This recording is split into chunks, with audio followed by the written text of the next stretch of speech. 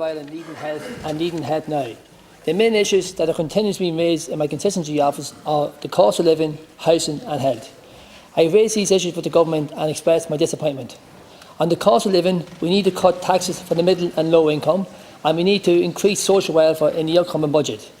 We need to continue the supports and reductions on the cost of energy, VAT reduction in gas and electrical, reducing the public service obligation, cutting the cost of public transport, children's school transport, cost of putting food on the table and lots more, like the extra €75 additional lump sum on recipients on fuel allowance.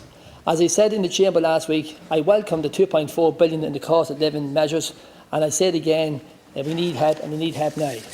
On housing, we need to build more houses, make them more affordable, and we need more rental accommodation and get unoccupied and vacancy property houses back into the housing stock.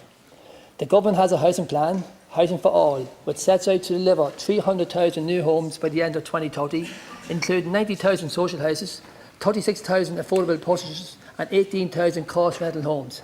Families at present are working just to pay for the mortgage or the rent. We need to help them, and we need to help them now. We must make the government keep their promises, and we must also follow up on the allocation of the €165 billion towards housing, climate change and the balance of the regional development. Families need a home, families need stability, children need a home. And looking at all these vacant houses at the moment is, besides schools, medical centres and everything else, lying and idle. I think Minister of Housing, I think it's very important, give a few pounds to the local authorities and get families in need as soon as we can. On the issue of health, Ireland was one of the most successful COVID vaccination programmes in the world, and we must not forget that. And in fairness, the government provided €48 billion in the economy and social and society, which was very, very welcome, and we all worked together. With the largest budget in the history of the state in 2022, it is still very disappointing that we are still seeing so many patients on the waiting list. €350 million has been provided to deliver additional activities under the waiting list action plans, so I will be chasing after to see how this money is being spent. And with an additional 847 permanent beds in the last 2 years, we don't seem to see the impact. But I do welcome the reduction of the drugs payment scheme threshold from €124 to €80 and the successful vaccination rollout. As I said, I have spoken to many of my constituents and businesses in my area, and they are very concerned that Sinn Féin would get into power. They say they are full of promises and they're always throwing the towels out of the pram when they don't get their own way. There are records speak for themselves in the north. Just look at the situation in housing, health, homelessness and the cost of living. And again, no assembly elected.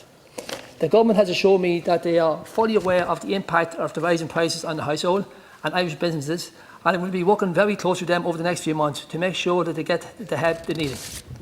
I have represented the people of Louth and East Meath for nearly 12 years now. I have always been open and transparent. Since I became an independent 3 years ago, when I vote, I always take into consideration my constituency, and I'm not just here to push the buttons. I will do my best for them. It is important that we all work together like we did during the pandemic and put this wonderful country first. The last thing now we need is the government to collapse. A general election being called, and this will mean no budget on September the 27th, a lengthy election like the last election. People need help, and people need help now. I will be voting in confidence of this government. I will hold them to account and making sure that they keep their promises. I will always stand up and be counted. It is my duty as an elected representative to represent my constituency as best I can. Thank you.